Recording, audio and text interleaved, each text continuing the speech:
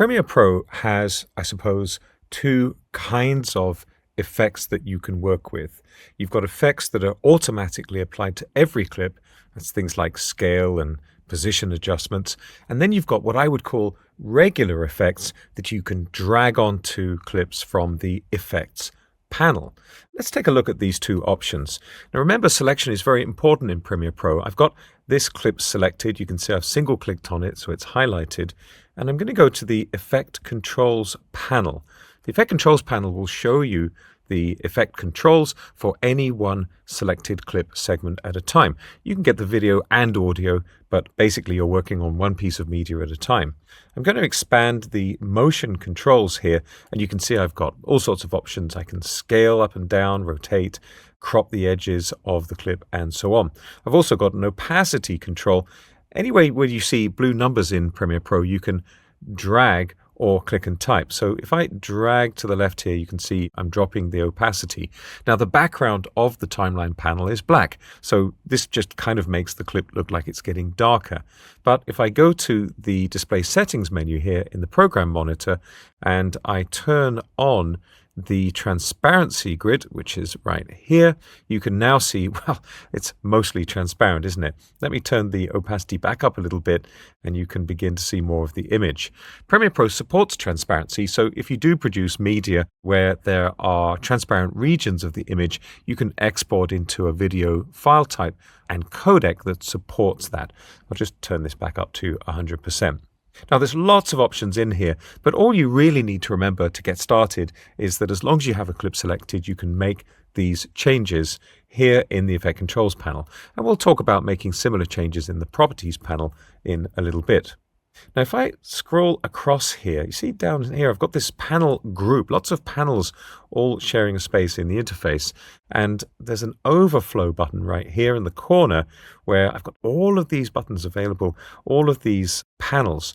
I'm going to choose the Effects panel and I'm going to expand Video Effects, and there are all of these categories of video effect. I'm going to expand, blur and sharpen, and I'm going to apply the Gaussian blur effect to this clip. It's a nice, easy effect to use to demonstrate how regular effects work in Premiere Pro. So I'm going to drag this straight out of the effects panel onto the clip in the sequence that I have selected. And I'll just scroll down a bit in the Effect Controls panel, and there's the Gaussian blur effect that I've applied. Now this effect has pretty limited controls. You can specify the blurriness, so I'll drag to make this shot more blurry. You've got this triangle you can click for many of the controls, and if I expand this, you see I get a slider to get more precise adjustment to the blurriness. And I can also specify if it's a horizontal or vertical blur. You get sort of like a motion effect there. And I can specify I'm going to repeat the edge pixels or not. You can see I get just like a bit of fading out towards the edges there. This is more relevant when you're working with picture-in-picture, I suppose, but I'm happy with that switched on. Now, whichever effects you apply in Premiere Pro, essentially the workflow is this one. Drag the effect onto a clip in the timeline panel and then make the adjustments you want to whatever the settings are. If you want to remove an effect, and this applies, by the way, for audio clips just as well as it does for video clips, select it. So you see you've got that slight gray highlight. It's pretty subtle, and press backspace or delete and you've removed the effect. It might seem a little bit strange that Premiere Pro gives you access to things like scale and rotation here in the Effect Controls panel, and at the same time has those options available in the Properties panel. Now the Properties panel is quite a new feature in Premiere Pro, and it has one distinct advantage. There is a disadvantage too. The main disadvantage is that the controls are a little bit simpler. We're not covering keyframing and keyframe animation in this course, but you don't really have that much control over keyframe animation. If I resize the panel a little bit, you'll see we've got some additional options over here. This turns on keyframing so we can animate settings. Again, we won't cover that today, but you do have options to change things like the scale. I can drag and scale this clip up and scale it down. There's a reset button at the top right here. It's the same as the ones over in the Effect Controls panel. I've also got rotation, click and drag. You'll notice over in the Effect Controls panel, if I expand my rotation, I've got, let's say, a more comprehensive interface. It's not super fancy, but lets me see a little bit more clearly what I'm doing. I'll just reset that as well. Changing these settings in either panel updates both, so it doesn't really matter which you use. So why do we have the Properties panel? Well, we're going to look at the panel a little bit more later when we're working with graphics and titles. But one of the major benefits is if I lasso, and I'm clicking here in the timeline panel and dragging across multiple clips, I can actually work on multiple clips at the same time using the Properties panel, something I cannot do using the Effect Controls panel. You see here, it just says multiple clips selected, and I don't get to work with my media. But now that I've got multiple clips selected in the Properties panel, I'll just resize this a little actually so we can see the controls a little more. You'll see that I've got a volume control. Well, we'll work on volume later in the Essential Sound panel, but we could make a flat level adjustment here if we wanted to our clip volume. But I've also got, for example, the option to scale down these clips. Now, we've still got our transparency grid displaying here. I'll click on the Display Settings menu and turn that off. So I've got a nice black background. And you can see if I scrub through this content, all of the clips that I've got in my sequence, all the ones I've got selected, have all got the same scale adjustment applied. Now, this is not a small thing. It's pretty handy being able to make these kinds of standard adjustments to multiple clips in a single step. You've got crop, scale, rotation, opacity, and there's just going to be occasions where you want to make these kinds of adjustments all at once.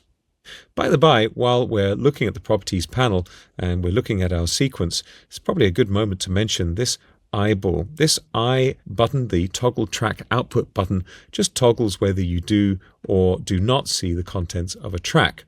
For our audio tracks, we've got a mute button to say don't listen to this track, and we've got a solo button to say only listen to this track. You see that automatically mutes all of the other audio tracks. And aside from locking the tracks to stop you making changes to them that you don't want to accidentally, that's most of the controls here in what's called the track header area of the timeline panel. So just to recap, the Properties panel is a repeat of many of the controls available in the Effect Controls panel, but you can apply the adjustments to multiple clips in a single step. The appropriate use of slow motion or fast motion can be incredibly impactful, and it's really simple to set up. Now, there's one additional way. I'm going to show you how to adjust playback speed in the timeline panel, but there is another way that you can adjust speed using the Interpret Footage dialog box. Here, if I right-click on a clip and I go to Modify and Interpret Footage, we've got the option to specify a new frame rate. Now, it's common to shoot, for example, 60 frames per second video when you're only really going to deliver it at 30. And of course, you need to know your delivery standards for this to work.